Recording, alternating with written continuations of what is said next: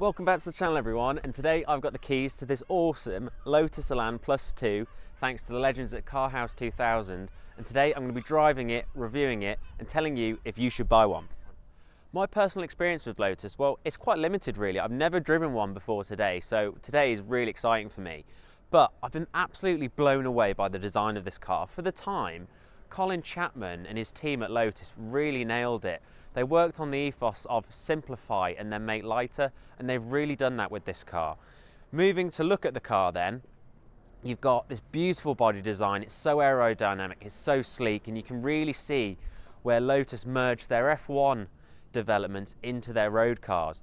I love the pop-up headlights, they look awesome. I love the chrome work, and then as you can see from your side, the black wheels, they look brilliant, again with more chrome popping away, looking really cool, just really sporty. Moving to the back again, you've got this beautiful sweeping roof all the way down to the boot, again more chrome, and with this blue from when the car was fully restored, so it was originally red but now blue, I think it just works really well.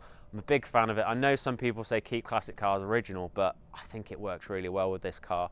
So now let's take a look inside and I'm going to tell you all about the interior. Inside the Elan, it's super simple but very classy at the same time. I love again more chrome here, so I've got all my dials. I've got oil, fuel, battery, ambient temperature, normal temperature. I've got a clock, and I've got these really cool airplane inspired heaters which I think look really nice. Again, I've got this beautiful steering wheel. This feels really nice in my hands. I love the pop of the yellow badge on the front. That's a really nice feature. The gear stick and the gearbox itself is really quite notchy. I like that. It's very unique, but still quite sporty. What else do I like? I like this centre bolster. You don't see something like this in most modern cars where it's all the way through and the gearbox is within the centre console like this. But that's really quite comfy just to rest your arm on. You can imagine yourself sort of in a GT driving this car, just sitting back quite comfy. The seats are a little bit upright for me, but I am 6 foot and I have plenty of headroom, which is a big positive. So although the car's quite a small car, it's very darty and nifty, you don't feel that you're claustrophobic in here. The only thing I would say is that the windscreen is quite close to you, but as soon as you get used to it, you forget that. Moving to the back of the car, you've actually got 2 seats. Now, I don't think you'd actually fit anyone in there, but what's great about it is it gives you more boot space for luggage, for those longer European drives and things like that. So that's a big positive if you're after a classic car that you want to drive on longer distances or just, you know, have added practicality. So that's a big tick. Got this lovely, I think, walnut dash. Again, glove box here. It has got an aftermarket screen in, but you can take that out and just pop in a more traditional radio. And again, you've got all of these analog switches here, which I really like. I almost feel like I'm in an old school aeroplane. It really feels like that. And then the door cards, if you look to the left hand side of me, I really like that. It's very 60s, 70s, classic interior. You've even got the ashtrays to the side, so you're driving along, having your cigarette, away you go. So I really like that. But overall, I've been very impressed with the interior of this car. It's, you know, it's not the highest quality interior I've sat in, but it's definitely not the worst, and it just adds to that sporty feel, and I really like it. Now I've shown you the interior and exterior of this car, let's see how it drives. Now, what's this car like to drive shifting through the gears? Well, we've just got up to 40 miles an hour now, and it's really fun, this car. It's very, very engaging. My favourite thing though is that soundtrack out the back. It just burbles away at you. It's got so much character. It's snarly, it's a bit gritty, it just wants to go. I'm really starting to feel comfortable in this car as well. When I first sat in, I thought, well, that's a bit upright. That's not exactly how I'd want it to be. But the more time you spend in this car, the more you seem to sort of get to know it and get used to it and become part of it, basically. So yeah, I'm really starting to grow and like this car. Just listen to that exhaust. I mean, come on, you've got to like it. And with this gearbox, it's so notchy. It's like a little rifle bolt. You just drop it into gear and you get that really satisfying click, like you've done something, like you've achieved something by selecting the gear. Now, I know that sounds weird, but if you've driven one, you'll know what I mean. So whilst we're at these red lights now, I'm going to take the opportunity to put the pop-up headlights, because I've never done this in a car before and it's something I've always wanted to do. So yes, there we go. I am officially driving a car with pop headlights. Now that is the coolest thing on a car you can possibly do. Don't care what anyone else thinks. Pop headlights are so cool. So when I pick up a classic car to review, I like to do a around town test first, because then it gives me time to get used to the car and then do a sort of country back road review and find out what they're like to drive a bit quicker. One thing I have noticed is the lack of wing mirrors. Now, it's a bit like your front teeth. You know when you don't have them and you really miss them. I feel so vulnerable driving this car with only this mirror, particularly weaving between lanes and things like that. So that's probably one modification I'd definitely add to this car already, is wing mirrors. I do miss them. But that exhaust note makes up for it. So we finally found some country roads, and let's see how this car drives. Well, instantly this car comes alive. You can hear from behind me the exhaust burbling away, and this car is now in its happy place. We just go around the corners, it really eggs you on.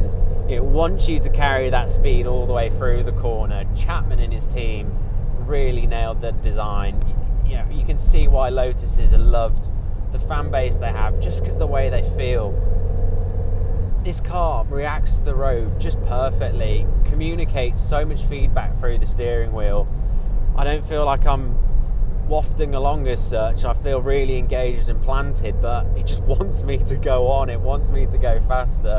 It wants to get me in trouble. Definitely heel and toe with this gearbox, just about. I mean, my feet are really crammed down there, but you can do it. Powering on through the corners now. I'm falling in love with this car, to be honest with you. It is putting such a smile on my face, as you can see. I just can't get over that exhaust note. It's brilliant. It's really, really nice. Steering input wise, very responsive, and the brakes are good as well. Just braking now, car in front of me has just put his brakes on for some reason. But yeah, I don't feel like I'm in a car that's not in my control. Lotus was founded in 1952 by Chapman, and they had so much success on and off the racetrack. They won 7 Constructors' Championships and 6 Drivers' Championships. So there's a huge testament to Chapman and his team's engineering prowess on the racetrack and off it. You can really feel that F1 heritage and history within the driving experience of this car. And the likes of Clark, Moss, Hill, and of course Ayrton Senna, all to race for Lotus, have shaped the brand, shaped the driving experience, and I love that. I really do feel like I'm racing a race car on the road, but with 2 added back seats, and it's actually really quite comfortable. It's definitely an event when you get in this car. It's not like a Triumph Stag where you cruise along. This car, you've got to be focused. It keeps you alert. You know, you can't slip up. It will catch you out if you don't. But when it's running right and you want to go for a spirited drive on an English B road, I don't think you can beat this for the price point. I mean, I'm sure there's, you know, cheaper classics out there like MX-5s and things like that, but if you want something that's unique, very different, quite rare, supposedly there's only about 1,000 of these cars left on the road within the UK, so that's not many at all when you think about it. You do become quite a member of quite a unique club owning an Elan Plus 2. Also as well, with the added boot space, it's better practicality. So for those of you that might want to drive across Europe or do a UK road trip, for example, this ticks a lot more boxes than, say, just a more traditional Elan. So if I was the type of person to buy one of these cars, that's what I'd be looking for. I'd be asking myself the question, what do I want to use the car for? What sort of places do I want to go? And what driving do I want to do? But if you want to get up early in the morning or on a summer's day and put your foot down, this car will definitely do that.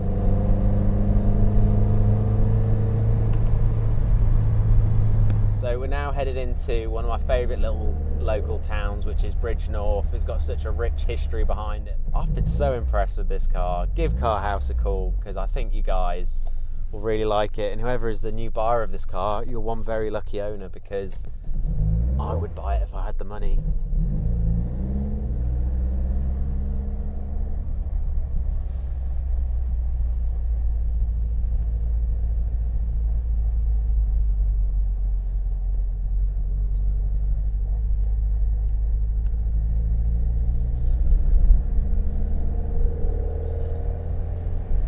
got the sun shining on this British icon now, on some twisty Bridgnorth back roads, and what a place to be and what a car to drive.